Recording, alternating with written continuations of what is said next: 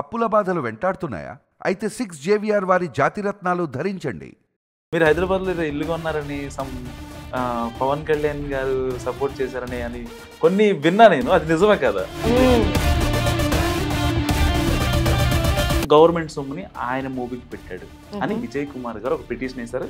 Arrest అయ్యే scene లేదండి, అసలుకి ఆయన టచ్ కూడా చేయలేరు. అసలు ఏపీలో బస్సు పథకం అనేది పెట్టారు కానీ ఎవరికి వర్తిస్తుంది అని మాట్లాడింది. ఇదే యాంకర్ శ్యామ్లా మరి లాస్ట్ 5 years ఏం చేస్తా ఉందండి? జగన్ ఫ్యామిలీకి కావచ్చు, వైఎస్ఆర్ ఫ్యామిలీకి కావచ్చు, వాళ్ళకి ఎందుకు దగ్గరికి వెళ్ళలేదు?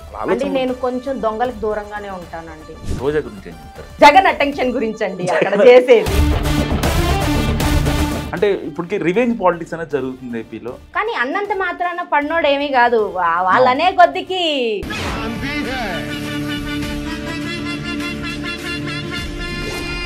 హాయ్, వెల్కమ్ టు మనం టీవీ. నేను మీ మనోజ్. ఈరోజు మనతో పాటు ఒక స్పెషల్ గెస్ట్ ఉన్నారు. సో ఈవిడ ఒక పొలిటికల్ అనలిస్ట్ అనలేము, అప్కమింగ్ పొలిటికల్ లీడర్ అనలేము, కానీ పవన్ కళ్యాణ్ అంటే మాత్రం ఆయన మీద ఏది మాట పండిపోదు. అండ్ ఇంకోటి ఏంటంటే సమకాలీన రాజకీయాలపై చాలా నీట్గా ఎక్స్ప్లెయిన్ చేస్తూ ఉంటారు. ఈవిడ చెప్తే వినాలనిపిస్తుంది. అందుకనే మనం టీవీలో నా ఫస్ట్ ఇంటర్వ్యూ ఆవిడతోనే ప్లాన్ చేశా. మాట్లాడదాం, మరిన్ని విషయాలు తెలుసుకుందాం. Complete politics only on Pawan Kalyan. నమస్కారం అండి. నమస్తే అండి. ఎలా ఉన్నారు? ఫైన్, మీరు ఎలా ఉన్నారు?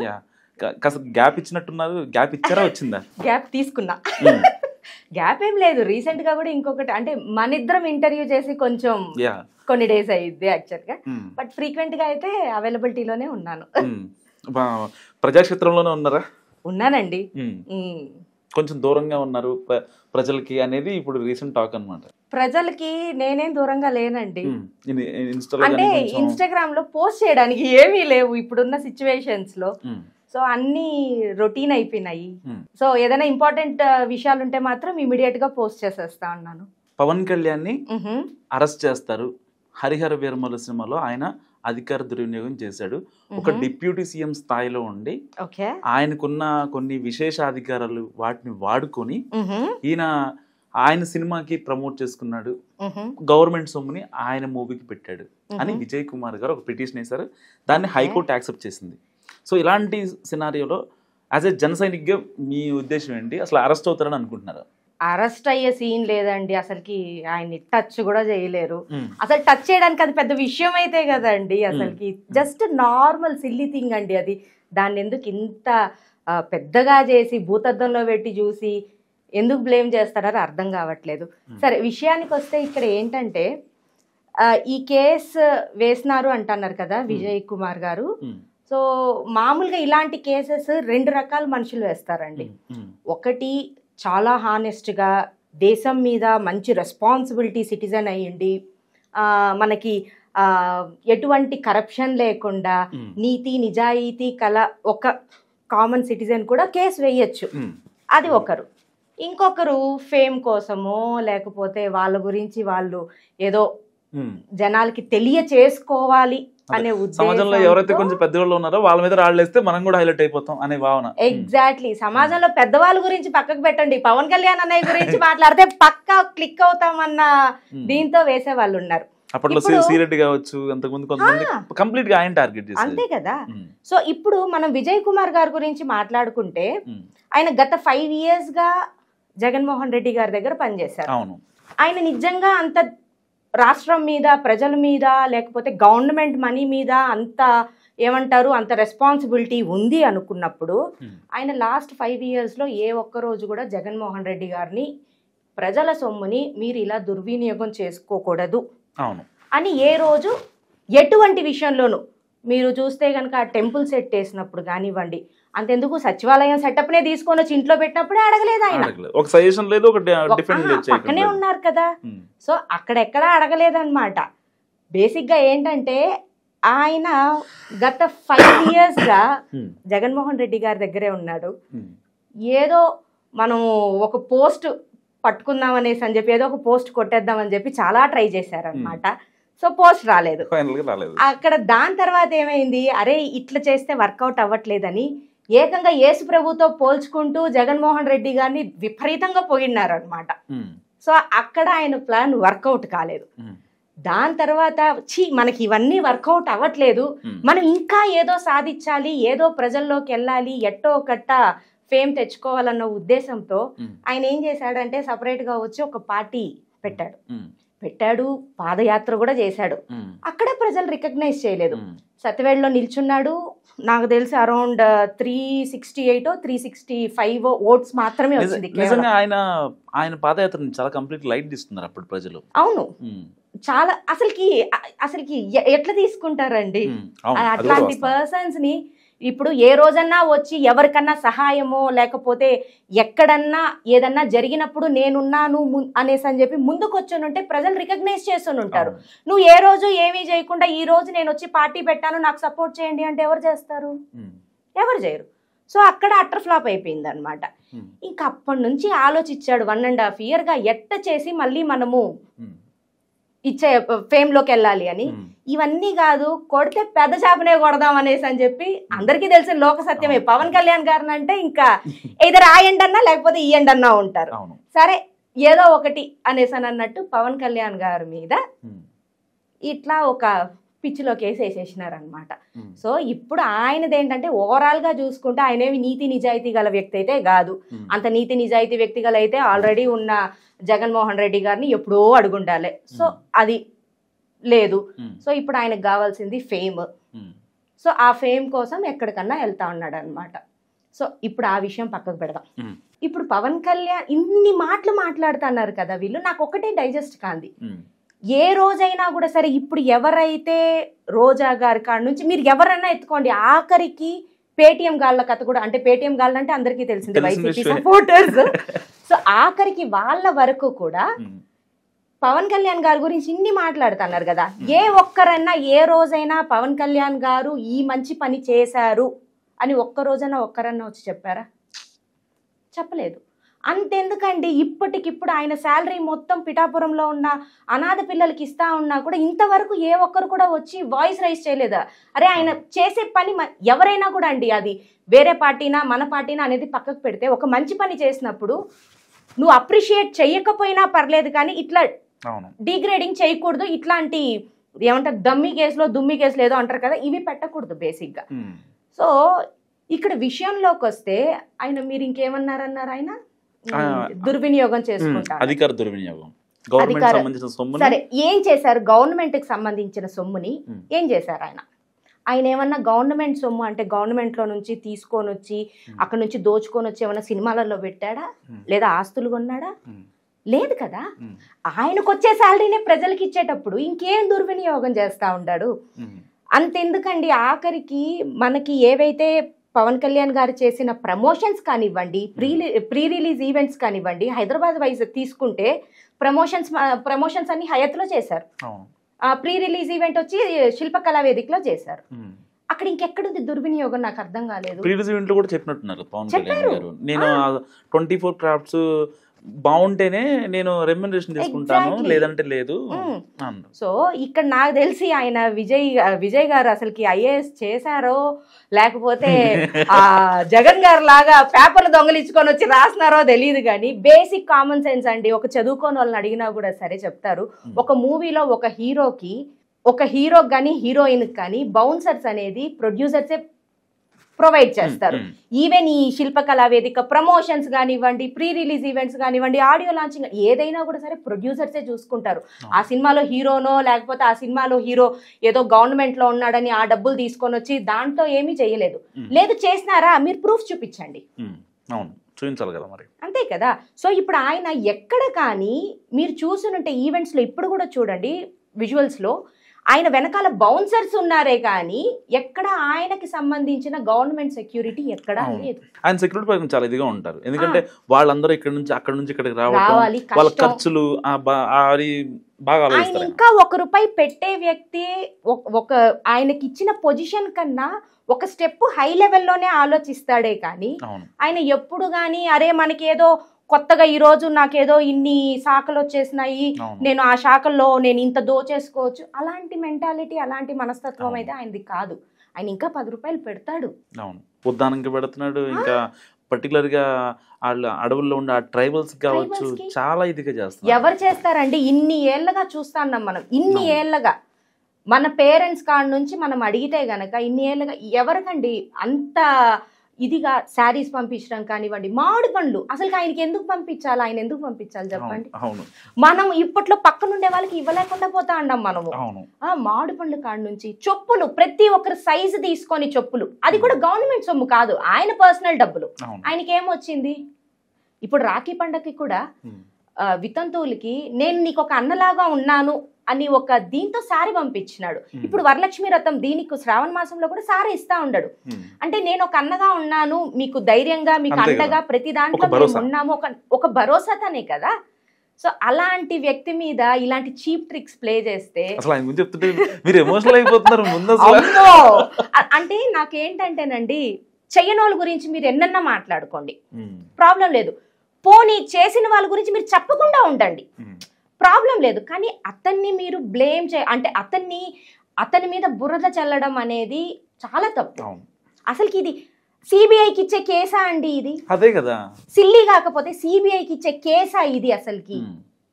అసలుకి ఏముందని సిబిఐకి ఇవ్వాల కేసు? ఇప్పుడు ఎవరినో చంపినారో, లేకపోతే ఆ కేసు సాల్వ్ కాలేదో, లేకపోతే ఇంకేమన్నా దోపిడీ చేసినారో, ఇంకేమన్నా చేసిన, ఇంకొద్దులేండి ఇంకా అవన్నీ, అంటే ఇంకా ఫ్లోలో వచ్చేస్తుంది. సో అట్లాంటి వాటి చిత్తూరు బిడ్డ కదా ఫ్లోలో వచ్చేది. చిత్తూరు బిడ్డ, కడప బిడ్డ కదా. సో రాయలసీమకు సంబంధించి అంటే ఇంకా అవన్నీ బయటకు వచ్చేస్తే ఇంకా బాగోవండి. ఎందుకంటే అయిపోయింది, గతం కథ, అది కాదు కదా. ఇప్పుడు మనకు కావాల్సింది ఏంటి? ప్రజల భద్రత, శాంతి కావాలి. సో ఎటువంటి రౌడీజం ఉండకూడదు. అది ఎట్లనో జరుగుతా ఉంది. ఒక కడప బిడ్డగా చెప్పండి, జగన్ పై అంటే కడప అంటే రాయలసీమ, ఆ ఫ్లేవర్ ఫ్యాక్షనిజం ఫ్లేవర్ తగులుతూ ఉంటుంది. బేసిక్గా హైదరాబాద్, విజయవాడ లాంటి దాంట్లో వెంటనే మీది కడప అనగానే అమ్మో మీ బాంబులు ఎత్తారేమో అలాంటి ఒక ఇది వస్తుంది. కానీ అదే ప్లేస్లో ఉండి మీరు పవన్ కళ్యాణ్కి ఇంత ఫేవరిజం చూపించడం ఏంటి అసలు? ఎందుకు మీరు జగన్ ఫ్యామిలీకి కావచ్చు, వైఎస్ఆర్ ఫ్యామిలీకి కావచ్చు, వాళ్ళకి ఎందుకు దగ్గరికి వెళ్ళారు? అంటే నేను కొంచెం దొంగలకు దూరంగానే ఉంటానండి, హానెస్ట్ గా చెప్పాలంటే.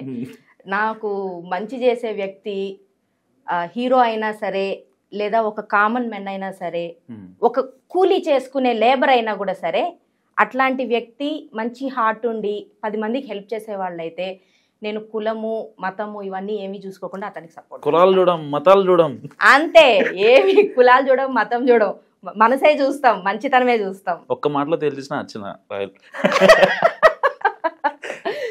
సో అది ఇంతకు ముందు గత ప్రభుత్వంలో, వైసీపీ ప్రభుత్వంలో అటవీ శాఖలో అక్రమాలు జరిగాయి. పర్టికులర్గా చిత్తూరు నుంచి రెడ్ శాండిల్ చాలా వరకు బయటకు వెళ్ళిపోయింది. ఇలాంటి అక్రమాలు ఇంకా జరుగుతూనే ఉన్నాయి. సో దానికి సంబంధించి పర్టికులర్గా ఇప్పుడు పవన్ కళ్యాణ్ గారు చూస్తున్నారు కాబట్టి అటవీ శాఖని, ఆయన అంటే దాంట్లో కొంచెం చొరవ చూపించి పెద్దిరెడ్డిని అరెస్ట్ చేస్తారా? ఎందుకంటే రీసెంట్గా పెద్దిరెడ్డి మీద ఒక రెడ్ శాండిల్ స్మగ్లింగ్ కేసు ఒకటి యాడ్ అయింది. సో అంటే ఇప్పటికి రివెంజ్ పాలిటిక్స్ అనేది జరుగుతుంది ఏపీలో. చాలా మంది అరెస్ట్ చేస్తున్నారు లిక్కర్ స్కామ్ లో. ఆయన కూడా అరెస్ట్ చేస్తారా పవన్ కళ్యాణ్ రంగంలో దిగితే అనేది ఇప్పుడు వైసీపీ సోషల్ మీడియా చేస్తున్న ప్రచారం అన్నమాట. రివెంజ్ చేస్తున్నారు, వీళ్ళు కూడా అరెస్ట్ చేస్తారేమో అంటే. ఇది ఎట్లుంటది అంటేనండి, పచ్చరికలు వచ్చిన వాళ్ళకి లోకం మొత్తం పచ్చగానే కనిపిస్తుంది. వాళ్ళు రివెంజ్ పాలిటిక్స్ చేశారు కాబట్టి మనం చేసేదంతా కూడా వాళ్ళకి అట్లానే అనిపిస్తుంది. పవన్ కళ్యాణ్ గారిని ఎంతమంది ఎన్ని మాటలు అన్నా, వాళ్ళ పర్సనల్ విషయంలో కానీ, వాళ్ళ ఫ్యామిలీస్ విషయంలో కానీ ఎన్ని మాటలు అన్నా, ఆయన అవన్నీ మనసులో పెట్టుకోకుండా ఆయన నీతి నిజాయితీ యాజ్ పర్ లా ప్రకారం వెళ్తాడు. మీరు అన్నట్టు ఈ మాట ఒప్పుకుంటా, ఆయన్ని పర్సనల్ గా చాలా చాలా ఏ రాజకీయ నాయకుడికి చాలా దేశ చరిత్రలో ఎవరిని అన్న మాటలు పవన్ కళ్యాణ్ అన్నారు వాస్తవం. కానీ అన్నంత మాత్రాన పడినోడు ఏమీ కాదు, వాళ్ళనే కొద్దికి అంతకంతకి ఎదగతా వస్తాండారే గాని.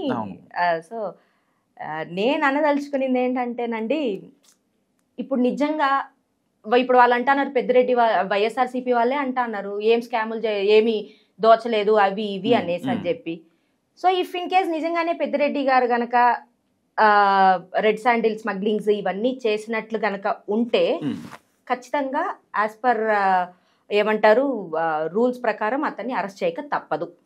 అంతేగాని పర్టికులర్గా పవన్ కళ్యాణ్ గారు ఏదో ఏదో అనేసారు, నా ఫ్యామిలీని ఏదో అనేసారు, నా పర్సనల్ లైఫ్ని ఏదో డిస్టర్బ్ చేశారు అనేసారు అని ఆయన పర్సనల్ గ్రడ్జ్ అయితే పెట్టుకునే వ్యక్తి అయితే కాదు.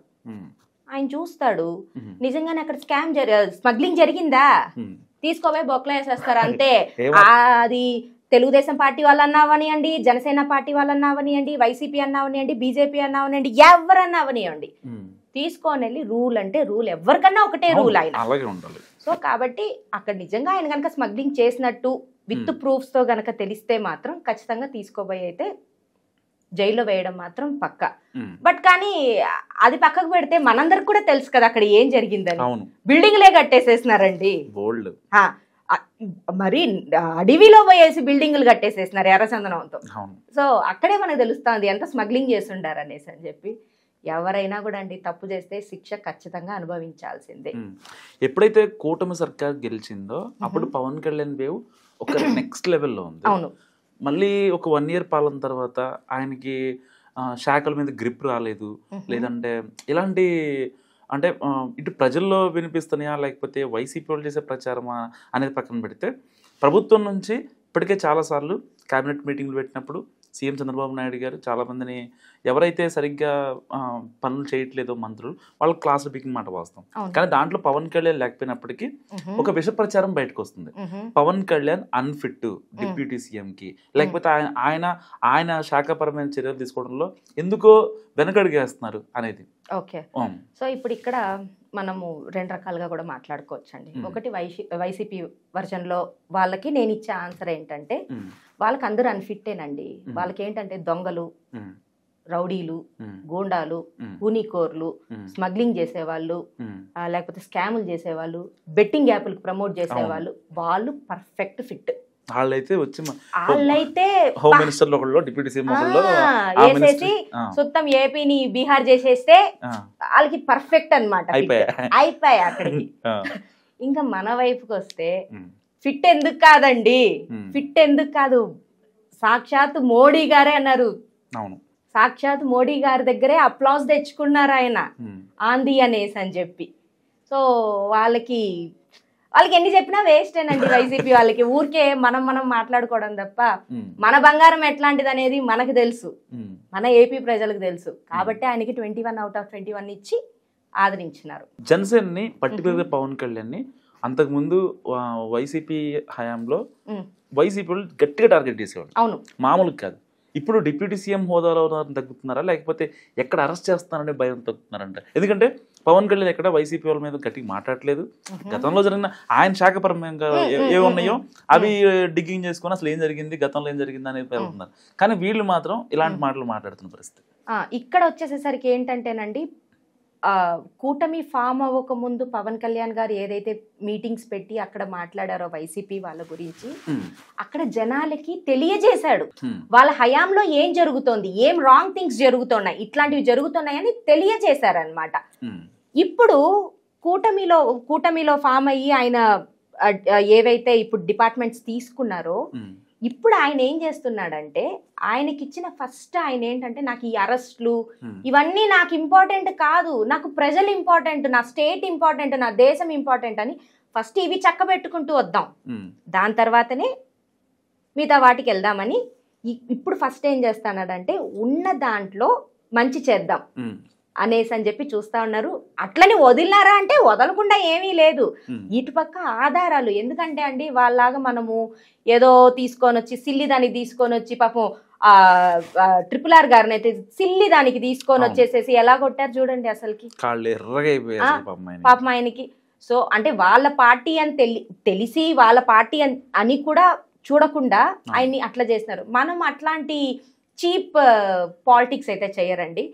మన కూటమి ఏదైతే ఉందో అందులోనూ నేను చాలా గర్వంగా చెప్పుకోగలుగుతాను, పవన్ కళ్యాణ్ గారు విత్ ప్రూఫ్స్ ఆయన ఏదైతే చెప్పారో ట్రాన్స్పరెంట్ అనే వర్డ్ మళ్ళీ యూజ్ చేస్తా ఉన్నాను. విత్ ప్రూఫ్స్ ఒకరిని అరెస్ట్ చేస్తే గనక ఇవి ఇవి ఇవి ఇవి ఇవి ఇవి వాళ్ళు ఇవి చేసినారు, ఇవి చేసినారు, ఇవి చేసినారు, దానికి తగిన సాక్ష్యాలు ఇవి అని చూయించి మరి అరెస్ట్ చేస్తారు. దానికోసం వెయిట్ చేస్తున్నారు అంతే.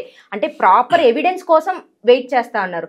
ఇప్పుడు నిజంగానే వెయ్యాలి, ఏదో కక్షపూర్వకంగా వెయ్యాలి అని ఉంటే ఎప్పుడో కూటమి ఫామ్ చేసినప్పుడే అదేంటి ఈ నానిని వాళ్ళని వీళ్ళని ఎందుకండి టార్గెట్ చేయడం, ఏకంగా జగన్నే తీసుకోపోయి వేసేసి ఉండొచ్చు కదా, ఎవరేం మాట్లాడుంటారు చెప్పండి. సో ఇక్కడ ఏంటంటే అదేంటి ఇక్కడ రివెంజ్ పాలిటిక్స్ అంటూ ఏమీ లేదండి. ఇవన్నీ ఏంటంటే వాళ్ళకి వాళ్ళు సమర్థించుకోవడానికో లేకపోతే వాళ్ళకి వాళ్ళు అంటే ఇది నిజంగా చెప్పాలంటే సమర్థించుకోవడం అనే చెప్తాను నేను. ఎందుకంటే ఇట్లా నిన్ను కించపరుస్తున్నారని వేరే వాళ్ళు వచ్చి ఎక్కిరిస్తే ఏం లేదు, వాళ్ళు మేము చేసినాం కాబట్టి వాళ్ళు మమ్మల్ని రివెంజ్ గా చేస్తున్నారని చెప్పి సర్ది పెట్టుకుంటున్నారే కానీ వాళ్ళు ఎక్కడ నిజాల్ని యాక్సెప్ట్ చెయ్యట్లేదు. సో అక్కడ ఇక్కడైతే మాత్రం ఓవరాల్ గా అయితే మాత్రం రివెంజ్ పాలిటిక్స్ అయితే ఏమీ లేదండి. చట్టం తన పని చూసుకుంటూ పోతుంది, వీళ్ళు ఎవరి పనులు వాళ్ళు చూసుకుంటూ ప్రశాంతంగా వెళ్తా ఉంటారు. రీసెంట్ గా కూటమి సర్కారు ఆగస్టు 15 నుంచి స్త్రీ శక్తి పథకాన్ని అమలు వచ్చింది. ఆడబిడ్డలకి చాలా మంచి పథకం. నెలకి ఈజీగా ఒక 3,000 రూపాయలు సేవ్ అవుతాయి యావరేజ్ న. వాళ్ళు ఇంటర్సిటీ కావచ్చు, బయట ఊళ్ళు వెళ్ళడానికి కావచ్చు. సో దీని గురించి యాంకర్ శ్యామ్లో ఏముంటదంటే అసలు ఏపీలో బస్సు పథకం అనేది పెట్టారు కానీ ఎవరికి వర్తిస్తుంది అని మాట్లాడింది ఆవిడ. ఇదే యాంకర్ శ్యామ్లా మరి లాస్ట్ 5 years ఏం చేస్తా ఉందండి? ఏం చేస్తా ఉంది? మద్యపాన నిషేధం అన్నారు, అసలు ఏ రోజన్నా అడిగిందా? ఇప్పుడు ఇక్కడ ఏమంటే ఫర్ ఎగ్జాంపుల్ ఆమన్నట్టే అనుకుందాం, మహా అంటే బస్సుకి 300-400 లాస్ అవబోతుంది ఒకరికి. అక్కడ మద్యపాన నిషేధం వల్ల ప్రాణాలే పోతున్నాయి కదా. నీకు ప్రాణాలు ఇంపార్టెంటా 300-400 ఇంపార్టెంటా? మరి అప్పుడు అడగలేదే, ఇప్పుడే ఎందుకు అడగాల? సరే పోనీ ఆమె ఏమన్నా పలాని బస్సులో ఎక్కి ఇదిగోండి ఎందుకోండి పెట్టమని చెప్పండి. ఇప్పుడు ఇన్ని ఇదేంటి ప్రెస్ మీట్లు పెడతా ఉంది కదా, లైవ్ ఇమ్మని చెప్పండి, ఇన్స్టాగ్రామ్ లో ఇమ్మని చెప్పండి, చాలు లైవ్. ఇదిగో నేను ఎక్కినాను, వీళ్ళు ఇట్లా నా దగ్గర టికెట్ తీసుకున్నారని చెప్పి ఇవ్వమని చెప్పండి. ఊరికే హైదరాబాద్ లో కూర్చొని లేకపోతే అమెరికాలో కూర్చొని ఎక్కడో కూర్చొని ఒక సెట్ వెనకాల వేసుకొని మాట్లాడితే సరిపోదు కదా. సో నీకు ఏదన్నా ఒక్కరి దగ్గర ప్రూఫ్స్ లేదు, వచ్చి కూర్చొని ఇదిగో నేను బస్సులో కూర్చొని ఉన్నాను, ఇదిగో నేను టికెట్ అడిగాను, వాళ్ళు డబ్బులు తీసుకుంటా అన్నారు, చూపించమని చెప్పండి. అంత క్లియర్ గా చెప్పి ఎంత నీట్ గా. అసలు ఫస్ట్ లో అంతా బ్లేమ్ చేసినారు, ఓన్లీ ఒక జిల్లాకే అంట ఇదేంటో ఇదేమి ఫ్రీ బస్సో అనేసి అని చెప్పి ఇప్పుడు మొత్తం ఇచ్చేసేసరికి కడుపు గాలిపోతుంది ఇంకా వాళ్ళకి. ఇంక ఎట్ట చెయ్యాలి, ఇంక ఎట్టో కట్ట బుడద చల్లాలి, ఇంక ఏం చెయ్యాలా? పాపం ఒక స్క్రిప్ట్ వస్తుంది హెడ్ ఆఫీస్ నుంచి, ఆ చెక్ వస్తుంది స్క్రిప్ట్ తో పాటు. సో కాబట్టి విచ్చలవిడిగా మాట్లాడేస్తుంది, నోరుంది కదా అనేసి అని చెప్పి. రోజా గురించి ఏం చెప్తారు? ఎందుకంటే ఆవిడ రీసెంట్ గా కొన్ని కామెంట్స్ చేస్తున్నారు పవన్ కళ్యాణ్ గురించి అండ్ కూటమి సర్కార్ వైఫల్యాల గురించి మాట్లాడుతున్నారు.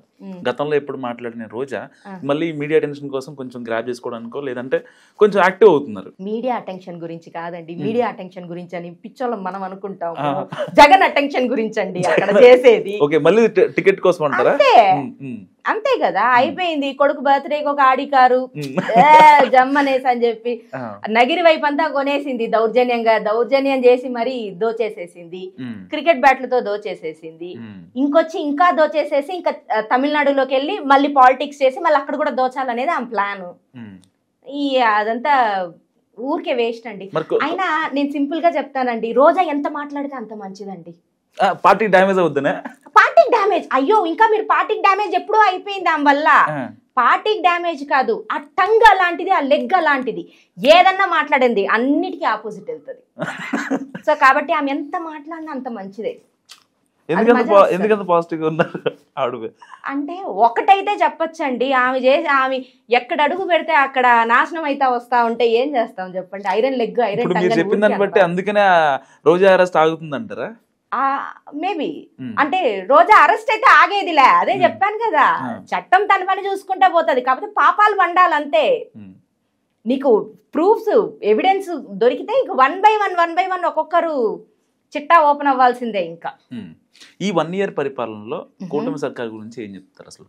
అంటే మీకు గత 5 ఏళ్ళు వైసీపీ పాలన చూసారు, కూటమి రావాలనుకున్నారు, వచ్చింది అనుకున్నట్టుగానే. ఈ 1 year లో అరే కూటమి సర్కారు పర్లేదు, కంపేర్ వైసీపీ గవర్నమెంట్ అనుకుందానికి న్యాయం చేశారులే అని అనిపించేది ఏంటి? 100% అండి, 100% న్యాయం చేశారు. బేసిక్ నీడ్స్, ట్రావెలింగ్ లో అప్పుడు రోడ్స్ మీరు చూసారు అసలు. నాకు ఇప్పుడు అసలుకి వెళ్తా ఉంటే అంటే నేను తిరుపతికి ట్రావెల్ చేసిన ప్రతిసారి నాకు లాస్ట్ 5 years లో చాలా బోలెడ్ ఇన్సిడెంట్స్ జరిగింది, చాలా భయంగా ఉండేది అనమాట. నాకు ఇప్పుడైతే చాలా బిందాస్ గా ఉంది అసలుకి. రోడ్స్ బాగుంటున్నాయి, చెప్పిన పనులన్నీ చేశారు, ఇంకేం కావాలండి? ప్రజలు హ్యాపీగా ఉండారు. ఇంకేం కావాలి చెప్పండి? పెన్షన్ వస్తా ఉంది, తల్లికి వందనం ఇచ్చారు, పెన్షన్ ఇచ్చారు, ఫ్రీ బస్ అన్నారు, ఫ్రీ బస్ వచ్చింది. ఇంకేం కావాలండి? విత్ ఇన్ 1.5 yearలో మన రాష్ట్రం అంత అప్పులలో కూడకపోయినా కూడా సరే, ఎన్ని ఇబ్బందులున్నా, ఈవెన్ మనము మోడీ గారిని కూడా అప్రిషియేట్ చేయాలండి. మనం అడిగినంత నిధులు ఆయన ఇవ్వడం కూడా చాలా గ్రేట్ అసలుకి యాక్చువల్గా. సో ఇన్ని చేస్తా అన్నారు, ఇంకేం కావాలి చెప్పండి? మెయిన్ ఓవరాల్ గా అవుట్ ఆఫ్ 5 ఎంత ఇస్తారు? అవుట్ ఆఫ్ 5 ఈ 1.5 yearలో? ఈ 1.5 yearలోనా? నేను యాజ్ ఏ కామన్ కార్యకర్తగా చెప్పాలి, నేను అదే చెప్తాను. యాజ్ ఏ జన సైనికురాలుగా అయితే నేను 5 out of 5 ఇస్తా అన్నాను. అండ్ కామన్ గా అయితే మాత్రం 4.5 ఇస్తా. 4.5 ఎందుకంటే ఎక్కడో నాకు కొంచెం అంటే ఇంకొంచెం ఫాస్ట్ గా అయ్యుంటే బాగుండు. మెయిన్ నేను ఫీల్ అయ్యేది ఏంటంటే పర్సనల్ గా అరెస్ట్లు ఇంకా కాలేదే అని చెప్పి ఫీల్ అవుతాను అంతే. దాని వల్లనే అది తగ్గింది. రీసెంట్ గా ఒక బిల్లు పెట్టారు మేడం, సీఎం గానీ డిప్యూటీ సీఎం గానీ లేకపోతే ఎవరైనా సరే అధికారంలో ఉండేవాళ్ళు ఎవరైనా ఒక 30 రోజులు వాళ్ళు రిమాండ్ లో ఉండి, చూసే ఉంటారు మీరు, వాళ్ళు రిమాండ్ లో ఉండి 31వ రోజు వాళ్ళది హామ్ పట్టు. ఇది కేవలం జగన్ కోసమే అని చెప్పి వైసీపీ వాళ్ళు ట్రోల్ చేస్తున్న పరిస్థితి. జగన్ కోసమే అయినప్పటికీ జగన్ కోసం ఒకటే కాదులేండి, చాలా మంది ఉన్నారు కదా, చాలా మంది కోసం. బట్ కాకపోతే ఇక్కడ ఈ పాయింట్ ఎందుకు వచ్చిందంటే, జగన్ గారు అదే గనక ప్రాపర్ గా అసెంబ్లీకి వచ్చినుంటే మేబీ ఈ పాయింట్ వచ్చినుండేది కాదేమో. ఆయన ప్రాపర్ గా అసెంబ్లీకి వచ్చి ప్రజల గురించి, ప్రజలు ఇప్పుడు వాళ్ళు ఎన్నో ఇప్పుడు ప్రెస్ మీట్ల ముందర ఏదో వాళ్ళ ప్రెస్ మీట్ పెట్టుకొని వాళ్ళ ముందర మాట్లాడుతున్నారే తప్ప అన్ని ప్రెస్ మీట్స్ ముందర కూర్చొని మాట్లాడట్లేదు కదా. సో నీకు ఒక స్కోప్ కదా, నీకు అసెంబ్లీలోకి వచ్చి మాట్లాడడం అనేది ఒక స్కోప్ నీకు. సో నువ్వు అక్కడ ఏదైతే శ్యామల లాంటి వాళ్ళకి స్క్రిప్ట్స్ ఇచ్చి నువ్వు చెప్పిస్తా ఉన్నావో, అదే యాజ్ ఏ పులివెందుల ఎమ్మెల్యేగా మీరు వచ్చి అసెంబ్లీలో కూర్చొని ఇదిగో ప్రజలకు పలానా చోట ఇట్లా అవుతుంది, పలానా చోట ఇట్లా అవుతుంది, పలానా వాళ్ళకి ఇవి రాలేదు అని చెప్తే ఎంత బాగుంటదండి అసలుకి. నాకు తెలిసి మేబీ అంటే జగన్ గారి కోసం అని పెట్టినారని అయితే నేను చెప్పను. ఇదేమి మన కూటమి తీసుకొని వచ్చిన ఫామ్ అయితే కాదు. ఎందుకంటే అంటే ఓవరాల్ ఇండియా వైడ్ గా ట్విట్టర్ లో ట్రెండ్ అవుతుంది ఏంటంటే, కంప్లీట్ గా ఓన్లీ ఆ హ్యాష్ ట్యాగ్స్ కొడితే ఓన్లీ జగన్ పేరే వస్తుంది. ఈ వైసీపీ సోషల్ మీడియా ట్రోల్ చేసినవి వస్తున్నాయి. అంటే వీళ్ళు డిఫెండ్ చేస్తున్నారు అర్థం కావట్లేదు. ఎందుకంటే లోక్సభలో ఇప్పుడు చాలా మంది పార్టీలు ఉంటారు, పెద్ద పెద్దలు ఉంటారు, వాళ్ళు మాట్లాడేది ఏంటంటే, అవును నేర చరిత్ర ఉన్న వాళ్ళని కొంచెం ప్రివెంట్ చేయడానికి, కొంచెం ఫిల్టర్ చేయడానికి ఈ ఉంటే సహాయపడతాయి అనేది కేంద్రం చెప్పామాట. కానీ ఎవరి కాళ్ళు ఇలాంటి వైసీపీ లాంటి రీజనల్ పార్టీస్ వాళ్ళకి ఓన్ చేసుకుంటున్నాయి. బేసిక్ గా ఇది ఇప్పుడు వచ్చింది కాదండి, ఎప్పుడో మన రాజ్యాంగంలో రాసున్నారు ఇలాంటి వాళ్ళకి అసలుకి పాలిటిక్స్ లో ఎంట్రీనే లేదని. బట్ కాకపోతే ఇంకా మన టైమో తరతరాలుగా రావడాలో మన కర్మలో ఏమో తెలియదు కానీ మొత్తానికి అలాంటి వాళ్ళే వచ్చుండారు. అలాంటి వాళ్ళే, మన స్టేట్ ఒకటే అని చెప్పట్లేదు, అన్ని స్టేట్స్ లో ఉన్నారు. సో ఇది బేసిక్ గా ఇప్పుడు వచ్చుండేది కాదు, అప్పుడెప్పుడో రాజ్యాంగంలో రాసుండేదే అన్నమాట. బట్ కాకపోతే ఆ ఒక్క పాయింట్ ఈ మధ్య హైలైట్ అయింది. అది ఓన్లీ ఆంధ్రాకి సంబంధించే కదా, తెలంగాణలో కూడా ఉన్నారు కదా లిక్కర్ స్కామ్ మీద. అవును. సో ఇది అందరికీ వర్తిస్తుంది, చాలా స్టేట్స్ లో ఉన్నారు. లిక్కర్ స్కామ్ అంటే గుర్తొచ్చింది, లిక్కర్ స్కామ్ లో జగన్ అరెస్ట్ అవుతారా? ఒక కడప బిడ్డగా చెప్పండి. తప్పు చేస్తే ఖచ్చితంగా అరెస్ట్ అవుతారండి. కానీ లిక్కర్ స్కామ్ ఎలా జరిగింది ఏంటి అనేది మాత్రం మితిన్ రెడ్డి గారిని అడగాలి. ఎందుకంటే ఆయన అయితే పర్ఫెక్ట్ గా చెప్తారు. మొత్తం డిజైన్ చేసింది ఆయనే కాబట్టి పాపం మన కూటమి వాళ్ళు కూడా ఏంటంటే ఆయన నార్మల్ గా ఇంట్రాగేట్ చేస్తున్నారు. నాకు తెలిసి వాళ్ళు ఇచ్చినట్టు 3rd degree కనుక ఇస్తే మొత్తం విత్ ఇన్ సెకండ్స్ లో బయటపడుతుంది. అప్పుడు యాక్చువల్ దొంగ ఎవరో బయటపడతారు. ఒకవేళ అంటే పొలిటికల్ సర్కిల్స్ లో వినిపిస్తున్న మాట ఏంటంటే, జగన్ ని అరెస్ట్ చేయడం పెద్ద మ్యాటర్ కాదు.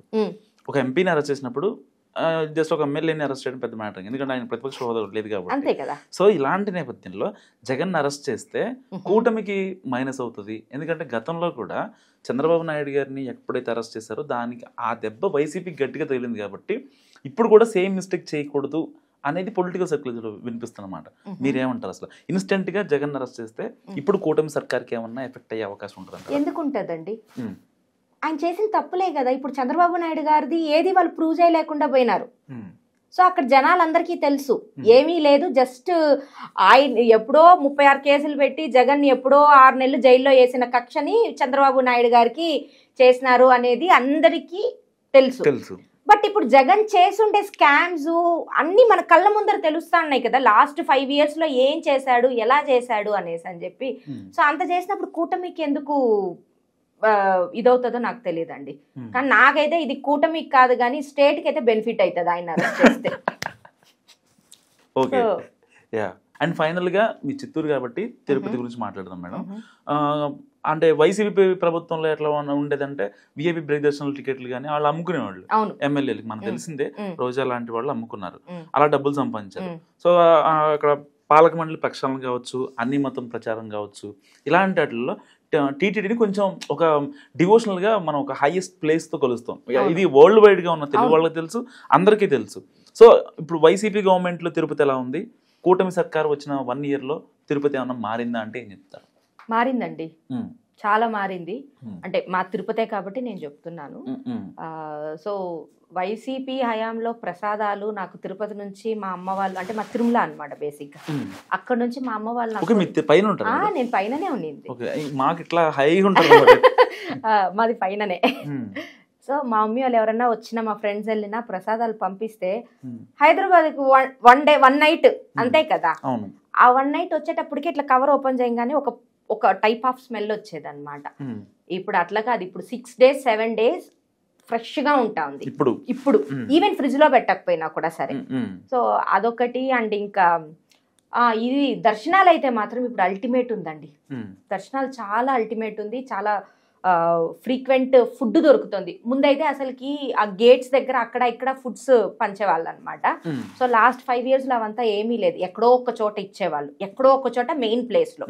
బట్ ఇప్పుడు ఏంటంటే అన్నదానం అనేసి అని చెప్పి పొద్దున్న టీతో స్టార్ట్ చేస్తారండి. పొద్దున్న 5:30 6 కి టీతో స్టార్ట్ చేస్తారు, టీ ఇస్తారు. మళ్ళీ 9 కి అట్లా పొంగల్, ఉప్మా, టిఫిన్, ఇడ్లీ, ఈ మూడిట్లో ఏదో ఒకటి. మళ్ళీ 11 కి మళ్ళీ ఒకసారి టీ, మళ్ళీ 1 o'clock కి మళ్ళీ. అంటే ఇది ఏంటంటే బండ్లు అనమాట, వెహికల్స్ ఉంటాయి. వెహికల్స్ వచ్చేసి అక్కడక్కడక్కడక్కడ, అది ఎక్కడో ఒకటి కాదనమాట, మీకు ఆల్మోస్ట్ 1.5 2 kilometers రేంజ్ లో ఒక్కొక్కటి అనమాట. సో అట్లా ఫుడ్ వైజ్ అయితే మాత్రం భక్తులకైతే మాత్రం ఎటువంటి లోపం అయితే లేదండి. బిందాస్ గా మంచిగా, అంటే డబ్బులు లేకపోయినా కూడా సరే ఆ 3 పూట్ల దేవుడి దగ్గర అది తినేసేసి కూడా దర్శనం చేసుకొని వచ్చేసేసేవచ్చు అనమాట. మీరు ఇప్పుడు లాస్ట్ టైం చూస్తే కనుక మీరు అన్నట్లు రోజా గారు ఎన్ని టికెట్స్ అండి సేల్ చేసేది. మరి ఆమెకి నిజంగా నేను నాశనం అయిపోతాను, నేను దేవుడి మీద అట్లా నేను చెయ్యను, అది ఇది అనేసి అని అన్నారు కదా. మరి లాస్ట్ 5 years లో ప్రతి మంత్ 2-3 times తిరుమలకి వచ్చాయి. మరి ఇప్పుడు ఎందుకు రావట్లే? అదే భక్తి కదా, అదే భక్తి అయినప్పుడు ఇప్పుడు రావాలి కదా. సో ఇప్పుడు ఎందుకు రావట్లేదు అంటే అప్పుడు ఏంటంటే ఆమె సాకుతో 20 మంది ఉంటారు వెనకాల, వాళ్ళని తీసుకొని వచ్చి వివిఐపి దర్శనం, విఐపి కూడా కాదు వివిఐపి దర్శనం ఇప్పించేసేసి వాళ్ళ దగ్గర దోచేసేవాళ్ళు. ఇప్పుడు ఆమెకే లేదు, ఏం చేద్దాం? సో అట్లా. సో అంటే మనకి కొంచెం ఏమంటారు, మొత్తానికైతే చేంజ్ అయితే వచ్చిందండి అన్ని రకాలుగా. ఈవెన్ ఎంప్లాయీస్ కానీ ప్రతి ఒక్కటి అనమాట. కొంచెం ఇప్పుడు ఎంప్లాయీస్ ఏంటంటే కొంచెం క్రమశిక్షణగా ఉన్నారు. లాస్ట్ 5 years లో అసలుకి ఎవరు ఏంటి అనేది కూడా తెలియదు అనమాట. ఇప్పుడు ఒకరు ఉంటారు, ఒక 6 months కి వెళ్ళేసేసరికి ఇంకొకరు ఉంటారు ఆ ప్లేస్ లో. అంటే అక్కడ కూడా ఏంటంటే కాంట్రాక్ట్ బేస్ లో వాళ్ళు డబ్బులు తీసుకొని ఈ 6 నెలలు నువ్వు ఉండు, ఈ 6 నెలల్లో నువ్వు ఎంత దోచుకుంటావు నువ్వు దోచేసుకో, నువ్వు నాకెంత ఇచ్చేసేసే, ఈ టైప్ అనమాట. సో ఇప్పుడు అట్లా లేకుండా కొంచెం అన్ని బాగున్నాయి. అండ్ ఫైనల్ గా జల్సా 2 రీ-రిలీజ్ వస్తుంది, అండ్ బర్త్డే సెలబ్రేషన్స్ కూడా ఉన్నాయి. జన సైనికులకి, పవర్ స్టార్ అభిమానులకి మీరు చెప్పేది ఏంటి ఫైనల్? ఏం చెప్తామండి, మాకు ఆయన సినిమా అంటే ఏదో మా తిరుమలలో బ్రహ్మోత్సవాల లాగా అనమాట మాకు ఆయన సినిమా అంటే. సో పూనకాలు వచ్చేస్తాయి అనమాట. ఇంకా అండ్ లాస్ట్ గా ఇది ఫైనల్ అంటున్నారండి. ఇది యాక్చువల్గా మేడం పర్సనల్ క్వశ్చన్, ఇది అడగొచ్చు అంటే అడుగుతా. అది మీ ఇంటి గురించే. మీరు హైదరాబాద్ లో ఏదో ఇల్లు కొన్నారని, పవన్ కళ్యాణ్ గారు సపోర్ట్ చేశారని అని కొన్ని విన్నా నేను, అది నిజమే కదా? వామ్మో, నిజంగా అట్లా గనక కొనిచ్చుంటే అది నేను పవన్ నిలయం అని చెప్పి పెట్టుకుంటానండి పేరు. వద్దు, వచ్చి మా ఆయన అకౌంట్ చూసుకోమని చెప్పండి, నెలలో ఈఎంఐ కట్ అవుతుంది చూసుకోండి. అట్లా ఏం లేదండి, మా అన్నయ్య ఒకరికి హెల్ప్ చేస్తారే గాని ఇట్లాంటి పనికిమాలిన పనులు, నాకు సపోర్ట్ చేస్తే నీకు డబ్బులు ఇస్తాను, ఇట్లాంటి పనికిమాలిన పనులు చేయరండి. అదే లాస్ట్ టైం మీరు చెప్పిన తర్వాత నాకు ఒక వ్యక్తి అన్నారన్నమాట నాతో, వాళ్ళు ఇల్లు కొన్నారంట రీసెంట్ గా. అంటే అవునా, పవన్ కళ్యాణ్ కట్టిస్తున్నారంట, నిజమేనా అన్నారు. అంటే సరే, మా అయితే ఒక 5-6 లక్షలు ఏదో చెప్తున్నా నేను అనడం, నార్మల్ గా మన పాయింట్ లో మహా అయితే ఒక 5-6 లక్షలు ఇస్తా, మరి ₹1,00,00,000 అంటే ఎలా ఇస్తారులే, బోల్డ్ డబ్బులు కదా వాళ్ళు పెడుతుంది అని నేను అనుకున్నా. బాగుందండి ఇదేదో. అసలు వినటానికి బాగుందా? వింటానికి బాగుంది. సో అట్లా కానీ అన్నయ్యని చూసి మాట్లాడితే నాకు అదే కొన్ని కోట్లతో సమానం అండి. నాకు ఆయన దగ్గర నుంచి ₹1 నాకు అవసరం లేదు. వీలైతే నా కష్టార్జితం నేనే జనసేన పార్టీకి నా వంతు సహాయం అని నేను చెప్పను, ఎందుకంటే ఆయన చేసేది చాలా మంచి పని. నా ఏమంటారు ఉడతా బత్తి ఇది అంటారు చూసినావా రాముడికి, అట్లాగా నా సపోర్టు ఆయనకి ఎప్పుడూ ఉంటది. నా దగ్గర నుంచి ₹1 జనసేనకే వెళ్తాదే కానీ జనసేన దగ్గర నుంచి ₹1 తీసుకునే స్టేజ్ లో నేను లేను. అట్లాంటివి మా అన్నయ్య ప్రోత్సహించాడు కూడా ప్రోత్సహించాడు. థ్యాంక్ యూ అర్చన గారు, థ్యాంక్ యూ అడగగానే ఇంటర్వ్యూ ఇచ్చినందుకు అండ్ మీ విలువైన సమాచారాన్ని మా ఆడియన్స్ కి ఇచ్చినందుకు థ్యాంక్ యూ. చాలా thank you so much. So ఇది అర్చన గారి మాటలు విన్నారు కదా, చాలా నీట్ గా మాట్లాడారు and complete political and Pawan Kalyan గురించి. సో ఆవిడ మాట్లాడిన మాటల గురించి మీరేమనుకుంటున్నారో మస్ట్ గా కామెంట్ రూపంలో చెప్పండి. చూస్తూనే ఉండండి మనం టీవీ.